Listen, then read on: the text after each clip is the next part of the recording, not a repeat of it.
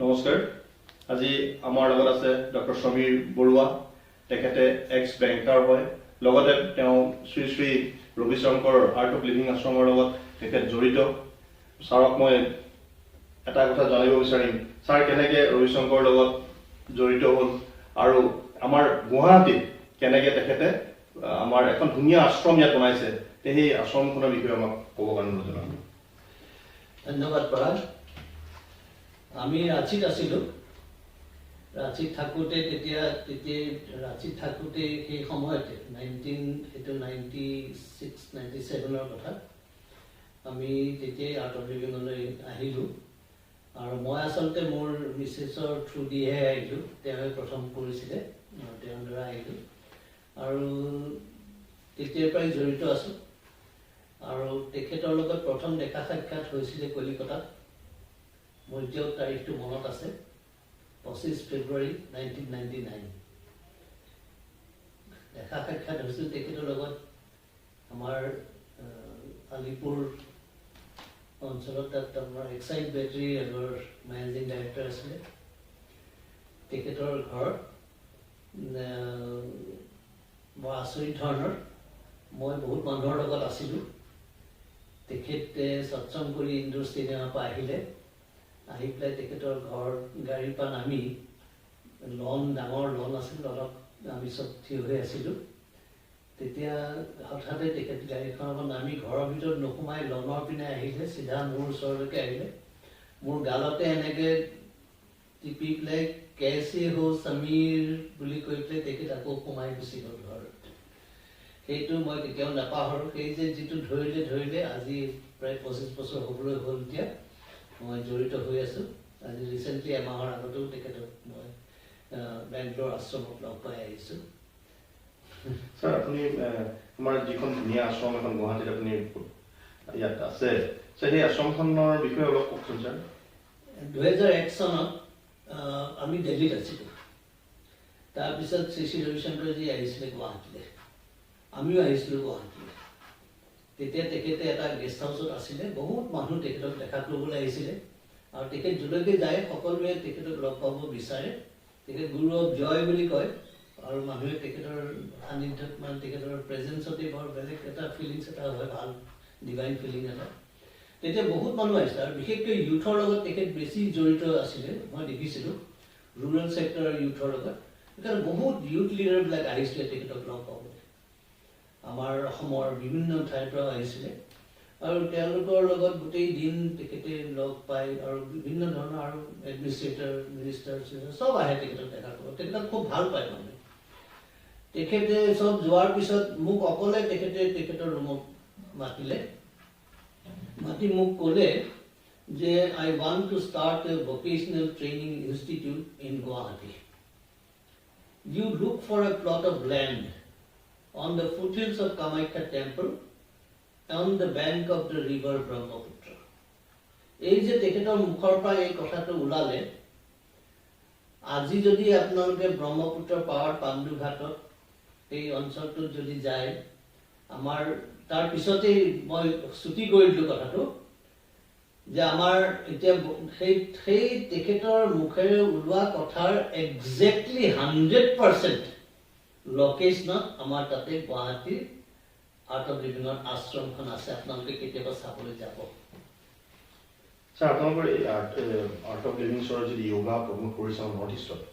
আমাৰ গ্ৰাম্য অঞ্চলত কেনেকৈ ধৰণে আমাৰ গ্ৰাম্য অঞ্চলৰ কৃষকসকলক আমাৰ মহিলাসকলক বা উঠি অহা যুৱক যুৱতীসকলক কেনেকৈ ধৰণে আপোনালোকে এই য়োগাৰ প্ৰতি আকৰ্ষণ কৰোৱাৰ চেষ্টা কৰিছে এই ক্ষেত্ৰততো আমি মানিব লাগিব শ্ৰী শ্ৰী ৰবিশংকৰজীৰ তেখেতৰ যিটো কণ্ট্ৰিবিউশ্যন য়োগা প্ৰমোশ্যনৰ কাৰণে ইণ্টাৰনেশ্যনেল লেভেল আৰু তেখেতে বিশেষকৈ মই যেনেকৈ ক'লোঁ যে গাঁৱৰ সম্পৰ্কে গাঁৱৰ ক্ষেত্ৰত তেখেতে বেছি ফ'কাছ হৈ থাকে মই এজন য়োগা স্পেচিয়েলিষ্ট নহয় মই কিন্তু য়োগা প্ৰেক্টিশ্যনাৰ মই যোৱা 25 বছৰ ধৰি মই য়োগা প্ৰেক্টিছ কৰোঁ আৰু গাঁৱত আমাৰ তেখেতৰ বহুতবিলাক প্ৰগ্ৰেম আছে তাৰ ভিতৰত এটা ইউথ লিডাৰশ্বিপ ট্ৰেইনিং প্ৰগ্ৰেম বুলি আছে আমি গাঁৱৰ ডেকা চামক আমি তেওঁলোকক এটা প্ৰচেছৰ দ্বাৰা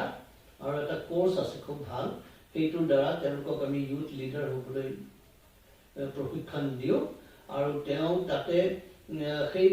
যোগা ৰিলেটেড কথা বহুতেই আছে কাৰণ শ্ৰী ৰবিশংকৰজী সব কোৰ্সতে যোগাটো এটা পাৰ্ট আৰু যোগা ক'বলৈ গ'লে আপোনালোকে সকলোৱে জানেই যোগাটো হৈছে যে তিনিটা স্তৰত কাম কৰে এই ইউনিশ্যন এটা তেওঁলোকে মেণ্টেল ফিজিকেল আৰু স্পিৰিচুৱেল লেভেল তিনিটাতে কাম কৰে আৰু এটা অদ্ভুত তেখেতে যিখিনি যোগা শিকায় মানে যোগা বুলিবলৈতো এটা ভাষ্ট ছাবজেক্ট তাৰে ভিতৰতে তেখেতে কিছুমান যোগা এনেকুৱা ধৰণৰ লৈ আহি পেলাই সাধাৰণ মানুহক দিছে সেইখিনি যদি দৈনন্দিন কৰি থাকে তেওঁলোকে সেইখিনিৰ পৰা অদ্ভুত তেওঁলোকে এটা ফিজিকেল শক্তি পায় মেণ্টেল ষ্ট্ৰেংথ পায় আৰু স্পিৰিচুৱেল তেওঁলোকৰ ইনক্লিনেশ্যন এটা হয় আৰু যোগাৰ লগত যিটো মেডিটেশ্যন থাকে মেডিটেশ্যন কৰি পেলাইও তেওঁলোকে অন্তৰ্মুখী হ'ব পাৰে আমি গাঁৱত সেই কামবিলাক এক্টিভিটিবিলাক ইউথ লিডাৰশ্বিপ ট্ৰেইনিং প্ৰগ্ৰেম অসমত বহুত হৈ আছে আৰু তাৰ দ্বাৰা আমি যিটো ফিডবেক আমি পাওঁ আৰু ল'ৰা ছোৱালীসকলে তেওঁলোকে খুব উপকৃত হৈছে তাৰ যুৱচাৰীও হৈছে তেওঁলোকে আৰু লিড ৰোল ল'ব পাৰিছে গাঁৱত কিছুমান এক্টিভিটি কৰিবৰ কাৰণে আপুনি you are looking very fit আপোনাৰ এজত তো আপোনাৰ ইয়াৰ সিক্ৰেট যোগা বুলি আপুনি ভাবে নিশ্চয় নিশ্চয় মই সদায় ইয়াং জেনেৰেশ্যনকো কওঁ হেল্থ ইজ ৱেল্থ এতিয়াও কওঁ আৰু যে ইনভেষ্টমেণ্ট হেল্থত কৰিব লাগিব ডেকা অৱস্থাত বুঢ়া অৱস্থাত নহয় বুঢ়া অৱস্থাত মানুহে তাৰ এনজয় কৰিব লাগিব হেল্থটোৰ এতিয়া মই বহুত ক্ষেত্ৰত দেখিছোঁ যে আমাৰ মইতো যোৱা 25 বছৰ ধৰি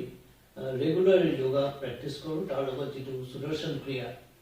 শ্ৰী ৰবিশংকৰজী যাৰ কাৰণে খুব পৃথিৱী বিখ্যাত যিটো ৰিলেক্সিং ৰিডিমিক ব্ৰিডিং এক্সাৰচাইজ এই এক্সাৰচাইজটো মই আজি 25 বছৰ প্ৰায় 25 বছৰ ধৰি মই ৰেগুলাৰ কৰোঁ মই যিমান দেশ বিদেশ ঘূৰিলোঁ বহুত ব্যস্ততাৰ মাজত আছিলোঁ মই আৰু মোৰ কাম চাকৰি তাকৰি এনেকুৱা ধৰণৰ আছিলে যে খুব টুৰিং জব হেৰি হয় কিন্তু মই কেতিয়াও এৰি দিয়া নাছিলোঁ আজি যেতিয়া মই আজি এতিয়ামান বয়স হ'ল মোৰ এতিয়া মই ঘূৰি যেতিয়া চাওঁ যে দেখো সেই ইনভেষ্টমেণ্ট যিটো কৰিলোঁ 25 বছৰ আগতে ডেফিনেটলি শ্ৰী ৰবিশংকৰজীক মই তাৰ কাৰণে তেখেতক মই ক্ৰেডিট দিওঁ তেখেতৰ এই প্ৰগ্ৰেমৰ দ্বাৰা ৰেগুলাৰ প্ৰেক্টিছৰ দ্বাৰা এইটোৱে মোৰ চিক্ৰেট যিখিনি মোৰ ফিটনেছ এতিয়া আছে আৰু এনথুজিয়াজিম যিখিনি আছে মোক মানুহে লগ পালে তাকে কয় যে আপোনাৰ স্পিৰিট আৰু এনথুজিয়াজিম দেখিলে ভাল লাগে তাৰ কাৰণে মই নিজেই নিজক ক্ৰেডিট নিদিওঁ তাৰ কাৰণে মই ক্ৰেডিট এইটোৱেই দিওঁ যে তেখেতৰ এই প্ৰগ্ৰেম কৰিলোঁ তাৰপৰা ৰেগুলাৰ ফ'ল' আপ কৰি আছোঁ সেইটো ৰেগুলাৰ কৰি আছোঁ স্যাৰ আৰ্ট অফ লিভিঙৰ বিভিন্ন ধৰণৰ প্ৰজেক্ট কাম আমাৰ নৰ্থ ইষ্টত কৰি আছে কেনেকুৱা ধৰণৰ প্ৰজেক্ট ৰিলেটেড কামবোৰ মানে কৰি আছে বিশেষকৈ মই ক'ব খোজোঁ যে যিটো শ্ৰী শ্ৰী জ্ঞান মন্দিৰ বুলি 20খন বৰ্তমান স্কুল অসমত চলি আছে গোটেই খুব ইণ্টেৰিয়ৰ গাঁৱত সাধাৰণতে অৰ্গেনাইজেশ্যনবিলাকে তেনেকুৱা ধৰণৰ ইণ্টেৰিয়ৰ গাঁৱত স্কুল ঘৰ নকৰে কিন্তু আৰ্ট অফ লিভিং ফাউণ্ডেশ্যনে এইটো কৰিছে আৰু তাৰে ভিতৰতে বিশেষকৈ নাম ল'ব লাগিব কাকপথাৰৰ ভিতৰত মহং 1 নম্বৰ মহং গাঁও এইখনটো বৰ এসময়ত তেনেকুৱা জয়াল হেৰি আছিলে তাত কোনো মানুহ সোমাবলৈ ভয় কৰে গভৰ্ণমেণ্ট অফিচাৰ পৰ্যন্ত কৈছিলে যে আমি তাত যাবলৈ ভয় লাগে আমাৰ তেনেকুৱা ধৰণৰ এখন গাঁৱতো আমাৰ শ্ৰী শ্ৰী জ্ঞান মন্দিৰ স্কুল খোলা হৈছিলে আৰু সেই স্কুলৰ দ্বাৰা আজিৰ দিনত প্ৰায় 400 ল'ৰা ছোৱালী পঢ়ি আছে বিনামূলীয়া স্কুল একদম ফ্ৰী স্কুল আৰু এইটো আজি ইমান বছৰৰ পৰা চলি আছে এইবাৰ মেট্ৰিক পৰীক্ষাও দিলে ল'ৰা ছোৱালীবিলাকে তাৰ ভিতৰত বহুত ভাল কাম কৰিলে এইটো এটা প্ৰজেক্ট তাৰ বাহিৰে আমাৰ বিভিন্ন ধৰণৰ 5H প্ৰগ্ৰেম বুলি কয় আমি হেল্থৰ ওপৰত কাম কৰোঁ আমাৰ হিউমেন ভেলুজৰ ওপৰত কাম কৰোঁ হোম ফৰ দ্য হোমলেছৰ কাম কৰোঁ আমি হাইজিনৰ ওপৰত কৰোঁ হাৰ্মনি ইন ডাইভাৰ্চিটি আমি গাঁৱত যিবিলাক কনফ্লিক্ট হয় গ্ৰাছৰুট লেভেলৰ কনফ্লিক্ট ৰিজলিউশ্যনৰ কাৰণেও আমি তাত আমি নৱচেতনা শিবিৰ বুলি কয় তাৰ কাৰণে পইচাও নলয় বিনামূলীয়াকৈ আমি গাঁৱৰ মানুহখিনিক তেওঁলোকৰ যাতে মনে প্ৰাণে তেওঁলোকে লগ লাগি একেলগে হৈ পেলাই যাতে ভাল কাম কৰিব পাৰে গাঁৱৰ উত্থান কৰিব পাৰে তাৰ কাৰণে চেষ্টা কৰাৰ কাৰণেও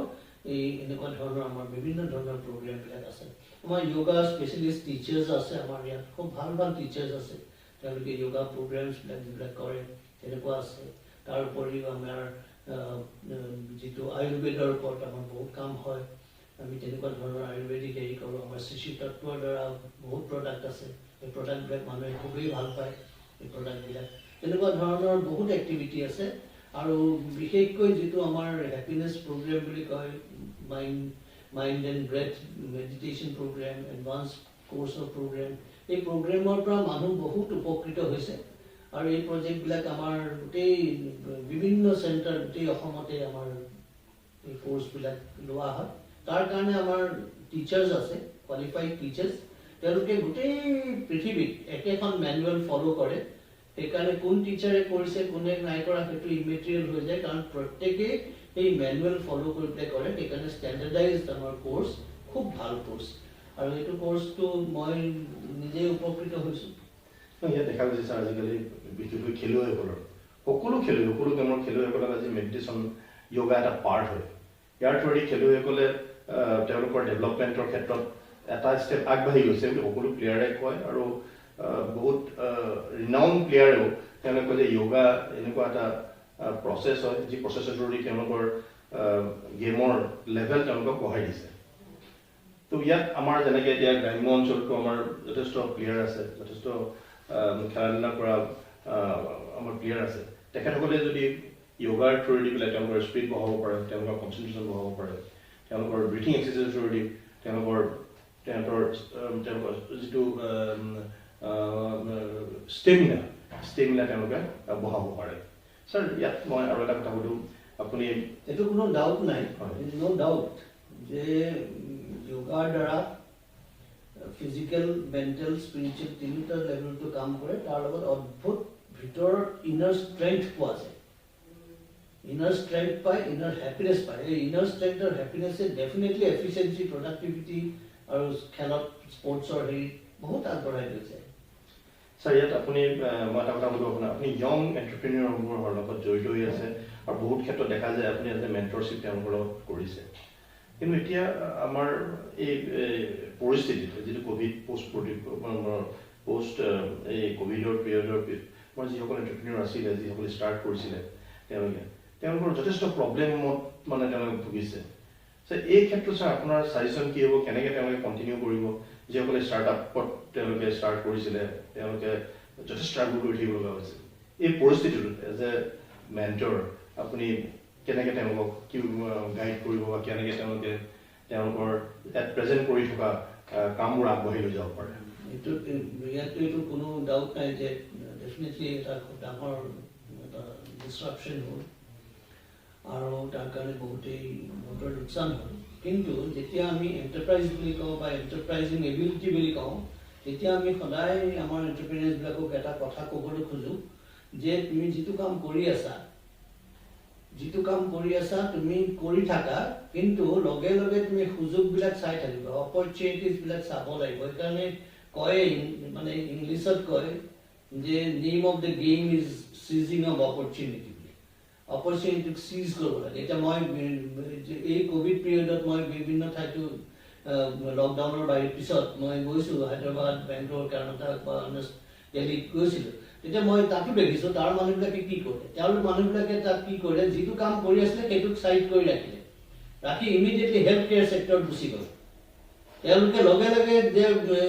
ক'ভিড টেষ্টৰ কাৰণে অলপ কিবা এটা প্ৰশিক্ষণ লৈ ল'লে মানুহৰ ঘৰে ঘৰে গৈ ক'ভিড টেষ্টৰ সেই চেম্পল কালেকশ্যনৰ কাম কৰি দিলে চেম্পল কালেকশ্যনৰ কৰোঁতে এজন মানুহৰ প্ৰায় 1500 টকাকৈ লৈছিলে ডায়েগনষ্টিক চেণ্টাৰটোত দিব লাগে 900 টকা বাকী টকা 13 টকা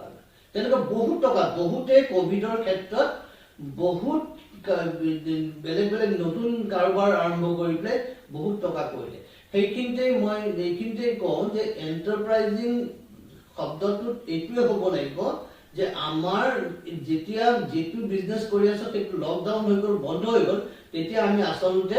আমি ইমিডিয়েটলি যিটো অপৰচুনিটি আহিছিলে হেল্থ কেয়াৰ ছেক্টৰ সেই তাৰ সুযোগটো ল'ব লাগিছিলে এতিয়া বাৰু সেইটো পিছৰ কথা এতিয়া যিসকলৰ লছ হ'ল তাৰ কাৰণে আপোনালোকে জানে যে গভৰ্ণমেণ্টৰ পিনৰ পৰা বহুতখিনি সুবিধা কৰি দিছে বেংকবিলাকৰ পিনৰ পৰাও বহুত ৰেহাই দিছে তেওঁলোকক সেইকাৰণে সেইবিলাকৰ কথা আমি জানিব লাগিব যে কিনো গভৰ্ণমেণ্টে সুবিধা দিলে কিনো বেংকবিলাকে ৰেহাই দিছে এইবিলাক কথা আমাৰ মানুহখিনিক দেখিছোঁ যে বহুতে নাজানে কিন্তু অন্য আপ কাণ্ট্ৰি বিজনেছমেনবিলাকে তাৰ সুবিধা সুযোগবিলাক লৈ লৈছে। আমাৰ সেইকাৰণে যেতিয়া এটা এনেকুৱা ধৰণৰ গোটেই পৃথিৱীত এফেক্টেড হোৱা বস্তু এটা হ'ল, তাৰ কাৰণে সকলো পিনৰ পৰা ব্যৱস্থা লৈছিলে যাতে তেনেকুৱা ধৰণৰ এণ্টাৰপ্ৰেনিউৰ্ছবিলাকে যাৰ চাফাৰ মানে যোনে লছত গৈছে তেওঁলোকক ছাপোৰ্ট কৰাৰ কাৰণে। কিন্তু এনেই হাত সাৱলি বহি থাকিলে নহ'ব।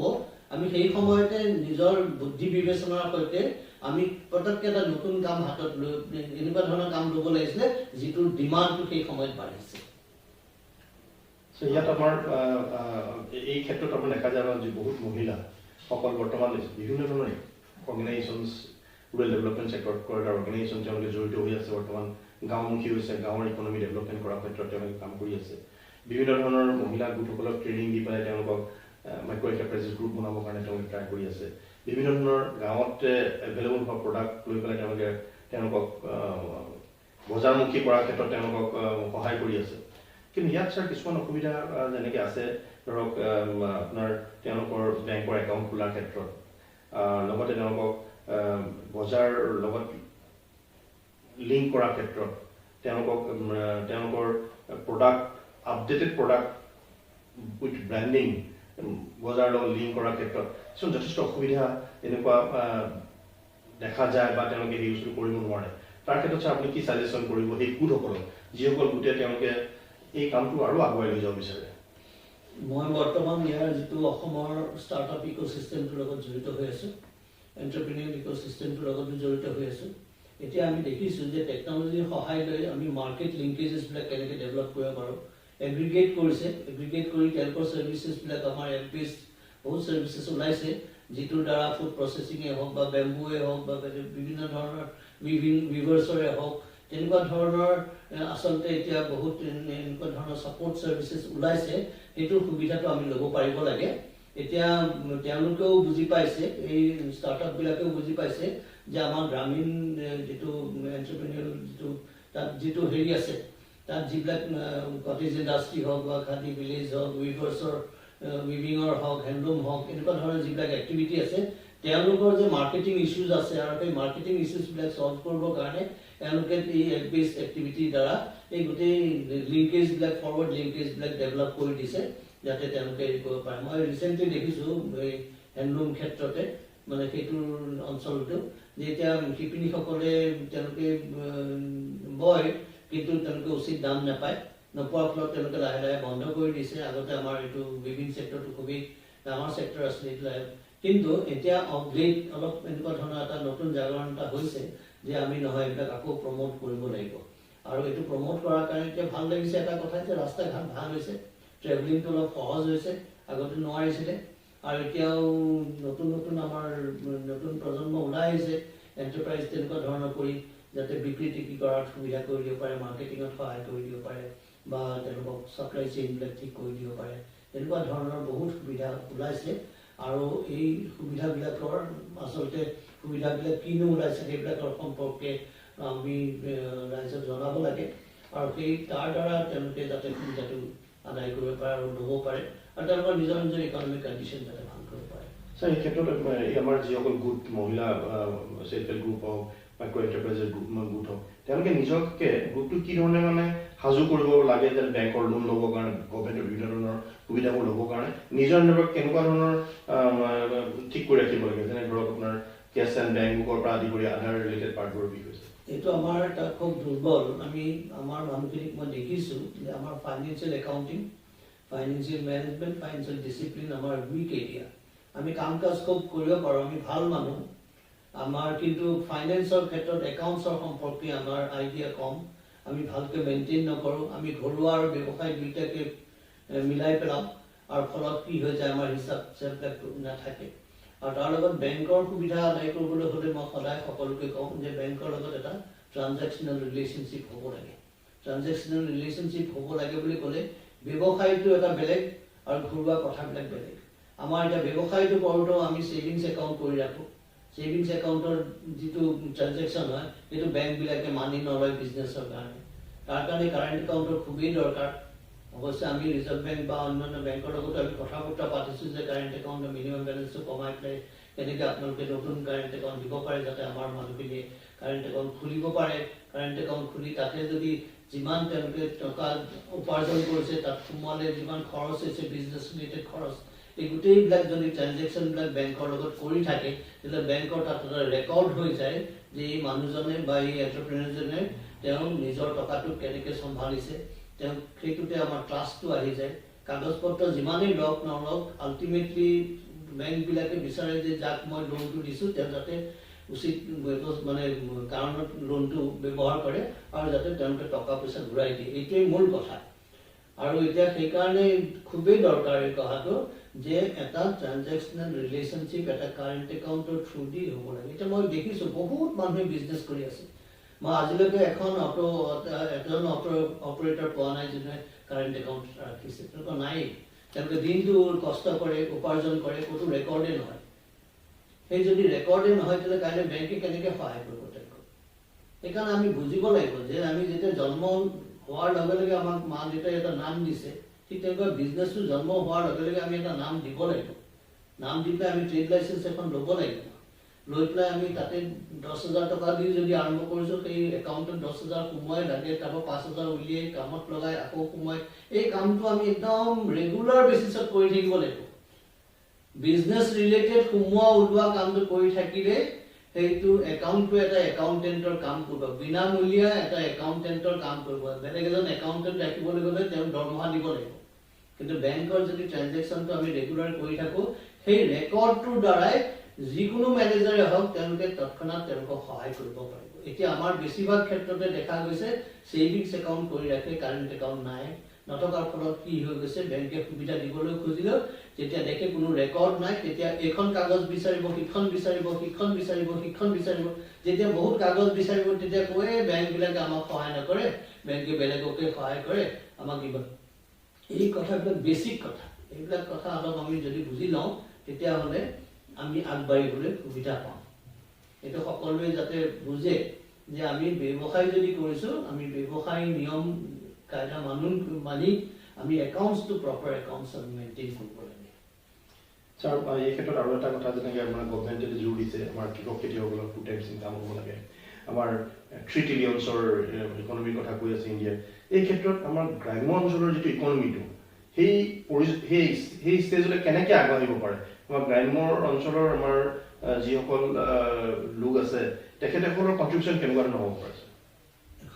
এজন মেনেজমেণ্ট গুৰু আছে CK প্ৰহ্লাদ, তেখেতৰ এখন কিতাপ আছে Fortune lies at the bottom of the pyramid. আচল সম্পদটো আমাৰ গাঁৱত আছে, আচল ৱেল্থটো তাত আছে। আমি দেখা নাই, মাল্টিনেশ্যনেল কোম্পানীবিলাকে দেখিছে। মাল্টিনেশ্যনেল কোম্পানীবিলাকে তেওঁলোকৰ প্ৰডাক্টটো গাঁৱত বিক্ৰী কৰিবৰ কাৰণে তাত দেখিছে যে তেওঁলোকক যেতিয়ালৈকে আমি গাঁৱত বিক্ৰী কৰিব নোৱাৰোঁ তেতিয়ালৈকে আমাৰ এই প্ৰডাক্ট নচলিব। আমাৰ দেশত 1.3 বিলিয়ন পপুলেশ্যন আছে, তাৰমানে 1.3 বিলিয়ন কনজিউমাৰ আছে। গোটেই পৃথিৱীখনেই ভাৰতবৰ্ষখনক এখন ডাঙৰ মাৰ্কেট হিচাপে পটেঞ্চিয়েল মাৰ্কেট হিচাপে দেখিছে। আমাৰ এতিয়া 70% মানুহ 80% মানুহ গাঁৱত থাকে, এতিয়া গাঁৱতে আমাৰ আচলতে ৱেল্থটো আছে, খালি আমি দেখা নাই, এটাৰ অপৰচুনিটি আমি এভেইল কৰিব পৰা নাই। এতিয়া গাঁৱৰ পৰাই আমাৰ উত্থান হ'ব দেশখনৰ, সেইকাৰণে গাঁওমুখী হ'ব লাগে আৰু বুজিব লাগিব যে আমাৰ যদি মাল্টিনেশ্যনেল কোম্পানী আমাৰ তাত দেখিছে